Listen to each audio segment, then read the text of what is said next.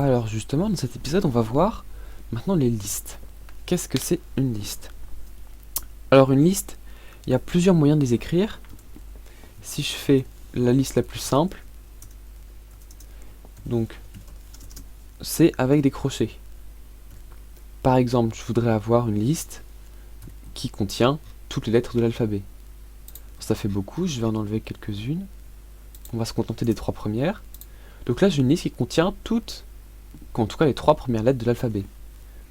Et on se souvient que si on essaye d'afficher array, juste notre liste toute seule, donc je l'ai appelée array parce que en anglais et en PHP, une liste s'appelle array. Si j'essaye de l'afficher, on voit que voilà, il y a des erreurs, des warnings, et il dit qu'il essaye de convertir la liste en tant que string. Donc effectivement, PHP ne permet pas, en tout cas avec le mot-clé echo, d'afficher une liste comme ça. Si on veut pouvoir le faire, il faut utiliser la fonction vardump. Vardump va permettre d'afficher de manière lisible notre liste. Donc là, notre liste qui a bien été affichée, qui contient donc nos 3 valeurs, A, B et C. L'autre manière d'écrire une liste, si j'en crée une deuxième, array2, c'est avec la fonction array. Le résultat sera le même. Simplement, dans un cas, on utilise la fonction, et dans l'autre cas, on utilise la méthode classique et qui est utilisée dans presque tous les langages de programmation. Tous les langages écrivent les listes de cette façon-là avec des crochets. Donc là, vous avez une liste. Alors, je vais la réafficher. Ici, on remarque que on a un nombre à chaque fois qui augmente, qui commence à 0, ensuite une flèche, et enfin le type de l'élément et la valeur. Eh bien, ce qu'il y a entre crochets ici, c'est ce qu'on appelle l'index. C'est l'index de l'élément, c'est sa position dans la liste. On voit que par exemple, on comprend que le A est à la position 0. Le C est à la position 2. Si on veut afficher le A, on doit donc préciser entre crochets quelle est la position de l'élément qu'on veut récupérer. Récupérer le A, ça veut dire qu'on veut l'index 0, puisque c'est le tout début. Si j'affiche, on a bien A qui a été affiché. Si je veux récupérer le B, du coup c'est 1. On récupère bien B. Et bien sûr, si je veux récupérer C, c'est 2. Alors ça, c'est pour une liste normale, où les index sont, où on définit nous-mêmes à l'avance, quand on crée notre liste, quelles seront les valeurs qui seront dedans. C'est pas toujours le cas. Parfois, on ne sait pas forcément à l'avance quelles seront les valeurs dedans. Alors si on veut les définir par la suite, donc au début on a une liste qui est vide, il n'y a rien dedans, et on veut définir après coup quelles sont les valeurs qui seront dedans. On a 2 moyens de le faire. Soit on connaît l'index, la position de l'élément où est-ce qu'on veut l'ajouter. Dans ce cas-là, on peut dire, je veux qu'à l'index 0, il y ait A. Puis qu'à l'index 1, il y ait B. Par exemple, je m'arrête là, on ne va pas tout faire. On a le même résultat. On a l'index 0, on a A. À l'index 1, on a B. Et ainsi de suite, si vous voulez. Mais là, on connaît. Il faut qu'on sache à l'avance où est-ce qu'on s'est arrêté. Peut-être que si mon code il fait plusieurs centaines de lignes et qu'il est sur des fichiers différents, je vais pas forcément me souvenir que la dernière fois je m'étais arrêté à l'index 1 et qu'il faut que je continue. C'est pas possible. Alors un autre moyen de faire, c'est simplement de ne pas préciser d'index. Si je fais directement array, que je mets le crochet mais vide, et qu'ensuite j'écris ma valeur, ça va rajouter à la suite. Mettre des crochets vides, ça veut dire que je rajoute à la fin un nouvel élément. Je peux continuer, dire array, ensuite je rajoute D, et ça va rajouter à la suite. Maintenant j'ai C et D qui ont été rajoutés. Alors là c'est quand on veut rajouter, mais si on veut modifier, on a simplement à préciser quel est, là on n'a pas vraiment le choix, on doit préciser quel est l'index où on veut modifier l'élément.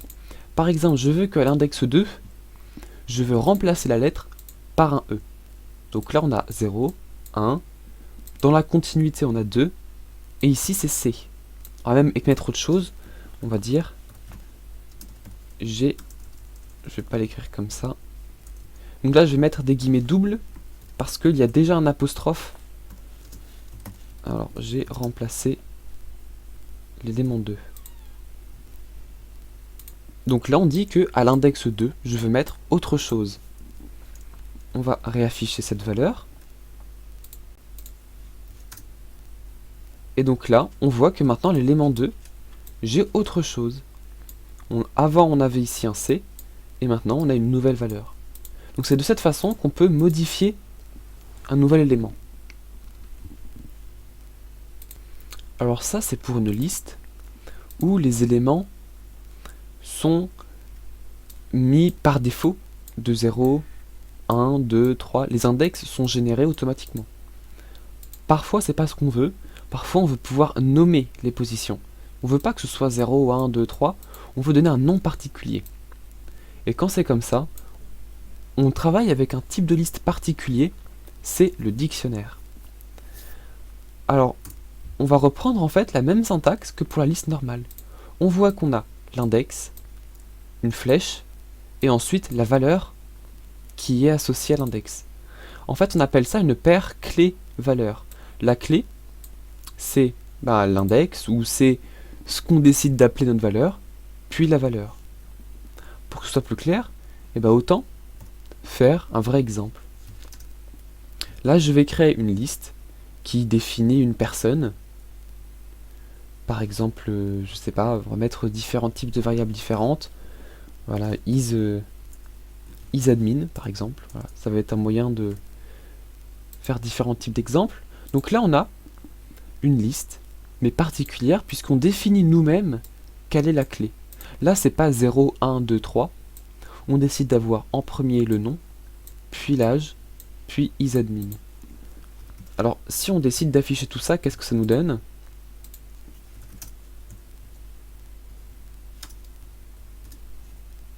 On se retrouve avec toujours une liste, sauf que la clé, maintenant, c'est name, puis âge, puis isAdmin. Et le résultat est le même. Comme pour une liste normale, on peut mettre les valeurs que l'on veut à l'intérieur, et ça a fonctionné toujours pareil. Et si, en suivant le principe de la liste, et si je décide alors de récupérer un seul élément en particulier, comment est-ce que je peux faire? Bien, vous devez vous en douter. Il suffit du coup de mettre en crochet, au lieu de mettre un nombre, de mettre l'index, on met le nom de la clé. Ceci va me permettre de récupérer du coup la clé name qui sera John. Et là je ne récupère uniquement John. Si je veux récupérer son âge, alors j'ai juste à récupérer âge. Et ainsi de suite. Et maintenant, si on veut rajouter une nouvelle ligne, on veut rajouter un nouvel élément dans notre dictionnaire, comment est-ce qu'on peut faire? Qu'est-ce qui se passe si on a envie de... j'ai envie de rajouter l'état ou le pays dans lequel habite ma personne. On peut, si on veut, donc, mettre, comme pour une liste normale, puisqu'au final c'est une liste, on voit que notre éditeur de code nous dit bien que c'est un array. Donc si je veux rajouter quelque chose à la suite, bien je peux simplement, comme pour une liste, mettre des crochets vides. Et qu'est-ce que PHP va faire? Il va commencer un nouvel index à 0, qui sera USA. Si je veux rajouter autre chose, encore, voilà, pas le meilleur des combos là, Amérique Russie, bon, et du coup il va nous avoir créé 2 nouveaux index pour chaque élément. Alors ça marche, mais je vous déconseille très fortement de le faire. Pourquoi? Parce que ça casse la logique de votre code. Vous avez commencé à faire un dictionnaire avec des éléments qui sont nommés pour que ce soit plus clair. Et ensuite vous mettez des éléments qui ne sont plus nommés, qui n'ont plus de sens. C'est pas clair. C'est-à-dire que si jamais vous voulez reprendre votre code dans quelques mois, ou qu'une autre personne reprend votre code, il ne saura pas où donner de la tête. Donc, le mieux c'est de continuer sur la façon dont vous avez commencé à coder. Vous avez commencé avec un dictionnaire, et bien pas de souci, il faut continuer avec un dictionnaire. Donc nommer, au lieu de mettre simplement un élément comme ça automatique, nommer quelle est la clé, quelle sera sa valeur. Maintenant, si je relance, j'ai bien un nouvel élément avec la clé country et du coup la valeur USA. USA. Si je veux changer, par exemple je veux que son âge soit plus grand, comme pour une liste, je peux simplement préciser une nouvelle valeur en précisant la clé. Là ce ne sera pas un index du coup, mais une clé qu'on a nous-mêmes créée. Et on voit que maintenant son âge est égal à 24 et non plus à 23. Alors sur les listes, il y a beaucoup de fonctions différentes que vous pouvez appliquer. Donc vardump, c'est une fonction qui permet d'afficher, mais il y a beaucoup d'autres fonctions aussi très utiles qui vous permettent de vérifier des choses sur des listes. Alors la première d'entre elles, c'est isArray. IsArray permet du coup de vérifier est-ce qu'un élément est une liste ou pas. Alors essayons. Donc une fonction comme pour vardump, c'est avec des parenthèses. Donc notre fonction s'appelle isArray et on lui passe à l'intérieur le nom de notre variable. Donc là on va récupérer est-ce que c'est bien un array ou pas. Je lance et là il me dit bien true. C'est bien une liste. Si je crée autre chose qui n'est pas une liste, pas oublier les points-virgules, et que je lance, là par contre il va dire faux, ce n'est pas une liste. Un autre élément, c'est une autre fonction, c'est inArray. InArray va permettre cette fois-ci de vérifier est-ce qu'un élément est dans une liste ou pas. Par exemple, je veux chercher est-ce qu'il y a John dans ma liste. Essayons de lancer. Il dit vrai. Alors là, vous dites, oui, mais où est-ce qu'il cherche là? Ça, c'est la clé, ça, c'est la valeur, il y a deux choses différentes. En fait, il va chercher par rapport à la valeur. Si par exemple j'ai une liste normale, sans tout ça, je vais directement faire comme ça, hop. Là je me trouve avec une liste normale, c'est plus un dictionnaire, c'est juste une liste. Ça va dire vrai. Parce que inArray, il se contente uniquement de vérifier les valeurs et pas les clés. Donc vous pouvez vérifier si il y a un élément dans une liste ou pas. Alors, si on continue avec cette fois-ci une liste, une vraie liste, pas un dictionnaire. Donc disons que j'ai des valeurs, différentes valeurs, et puis que j'ai des dupliqués. J'ai plusieurs fois une même lettre, et puis j'ai différentes choses. Et je veux enlever les les éléments qui sont en double. Alors dans ce cas-là, je vais utiliser la méthode ArrayUnique, qui ne prend que la liste en paramètres. Et là, elle va renvoyer la liste en enlevant tous les éléments qui sont en double ou plus. Alors là, c'est vraiment les éléments peut-être les plus simples à comprendre, et puis aussi les plus utiles, les plus importants. Une dernière fonction dans laquelle je peux vous parler, c'est la fonction count. Count, essayez de deviner ce qu'elle fait. Et oui, elle compte le nombre d'éléments dans une liste. Là, il y a 9 éléments. Il y a également une petite variante qui est array count values. Cette fois-ci, cette méthode-là, elle, ce qu'elle va faire, c'est enlever tous les trucs qui sont dupliqués et renvoyer uniquement là le nombre d'éléments, le nombre de fois qu'on retrouve chaque élément. Par exemple, si on va sur B, il dit que B, on le retrouve 3 fois. Et c'est effectivement le cas. B, il est 1, 2 et 3 fois. Il y a beaucoup d'autres fonctions qui permettent de trier, d'inverser des listes, qui permettent de faire des conversions, qui permettent de faire beaucoup de choses. Avant de finir, j'aimerais vous montrer quelque chose ce n'est pas une fonction, c'est très utile quand même, c'est pour mélanger deux listes entre elles Donc j'ai une première liste, et puis j'ai une deuxième liste, qui là va contenir des nombres. Je peux, hop, point virgule, mélanger ces deux listes, donc on va l'appeler new list, avec 3 points.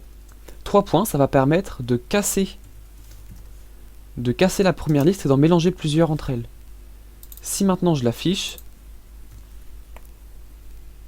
on voit que je n'ai pas deux listes différentes, mais j'ai un mélange des deux listes. J'ai A, B, et ensuite la deuxième liste qui arrive après. Et ça m'en crée une nouvelle qui a mélangé les deux premières. Et bien sûr, ça fonctionne aussi pour les dictionnaires. Regarde que si on lance, voilà, simplement, du coup les clés ne sont plus les mêmes. Donc c'est tout pour c'est tout pour cet épisode sur les listes et les dictionnaires. Et dans le prochain épisode, on va voir les différentes opérations qu'on peut effectuer dans PHP.